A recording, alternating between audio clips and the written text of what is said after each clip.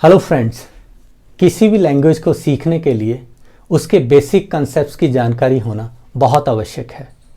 अपने वीडियोस में मैं कोशिश करूंगा कि ना केवल इंग्लिश बल्कि हिंदी और पंजाबी के भी बेसिक कंसेप्ट्स की जानकारी आपको ईजीएस्ट वे से दूं, ताकि आपकी पकड़ इन लैंग्वेजेस पर और मजबूत हो सके।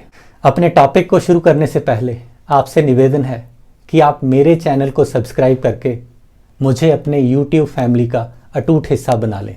और फ्रेंड्स, सबसे ज़रूरी बात, ये जो टॉपिक मैं इन वीडियोस में डिस्कस करूँगा वो ना सिर्फ स्टूडेंट्स के लिए बल्कि पेरेंट्स और टीचर्स के लिए भी इक्वली इम्पॉर्टेंट है। देखिएगा ज़रूर। तो चलिए शुरू करते हैं।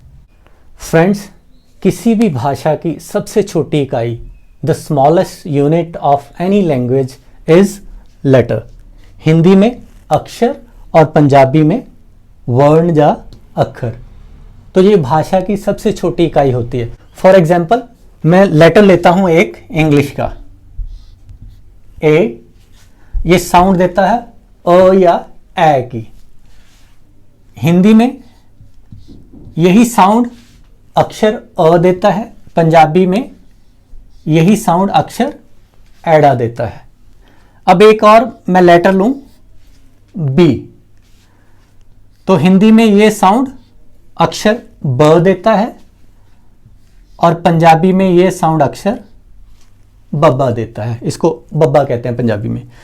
तो ये लेटर्स हैं, smallest unit of a language. Hindi में अक्षर, पंजाबी में अक्षर और इंग्लिश में लेटर।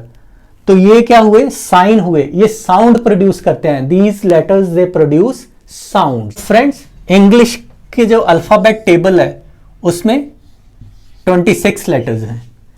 हिंदी के अक्षरमाला में 45 लेटर्स हैं और पंजाबी की अक्षरमाला या वर्णमाला में 35 लेटर्स हैं।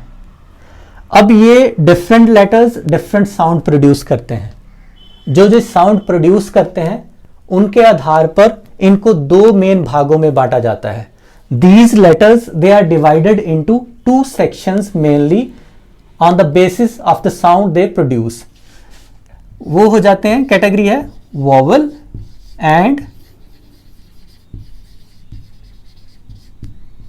consonants. Vowels and consonants. Hindi में vowel को स्वर कहते हैं, पंजाबी में vowel को स्वर और consonant को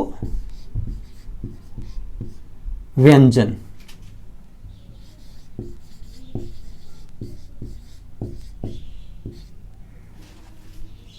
तो ये दो प्रकार की कैटेगरी बनती है लेटर्स की, वोवल्स एंड कंसोनेंट्स। तो इनका कंसेप्ट अंडरस्टैंड करते हैं सबसे पहले कि वोवल साउंड क्या है और कंसोनेंट साउंड क्या है। फ्रेंड्स, आपको याद होगा कि आपको हमें पढ़ाते समय हमारे टीचर ने सिंपली कहा था कि A, E, I, O, U they are vowels, the rest of the letters they are consonant. हमें वो कंसेप्ट नहीं सिखाया गया था कि why these 5 letters they are called vowels and the rest of the 21 they are called consonant.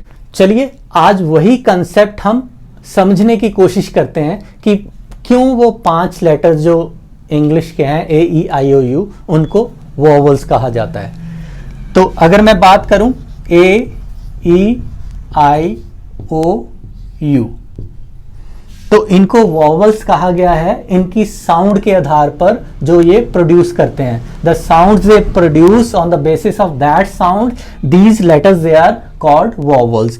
इसी तरह हिंदी के भी 10 हैं, पंजाबी के भी उच्चारण के आधार पर 10 हैं। वैसे 3 वोवल है, उड़ा, एड़ा, ईडी। अब ये 2 साउंड्स हो गई जो लेटर प्रोड्यूस करते हैं। एक तो हो गई वोवल साउंड, दूसरी हो गई कंसोनेंट साउंड।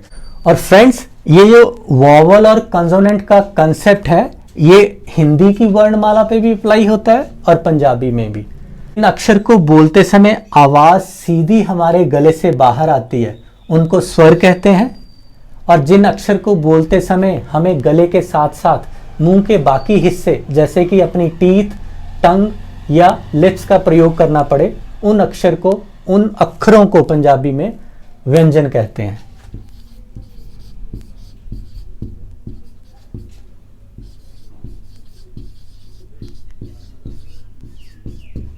फ्रेंड्स, अगर आपके मन में इन टॉपिक्स से रिलेटेड कोई भी डाउट्स हैं तो आप कमेंट सेक्शन में जाकर कमेंट कर सकते हैं या मुझे डायरेक्टली ईमेल भी कर सकते हैं। मेरी ईमेल आईडी है akanwar.kumar238@gmail.com।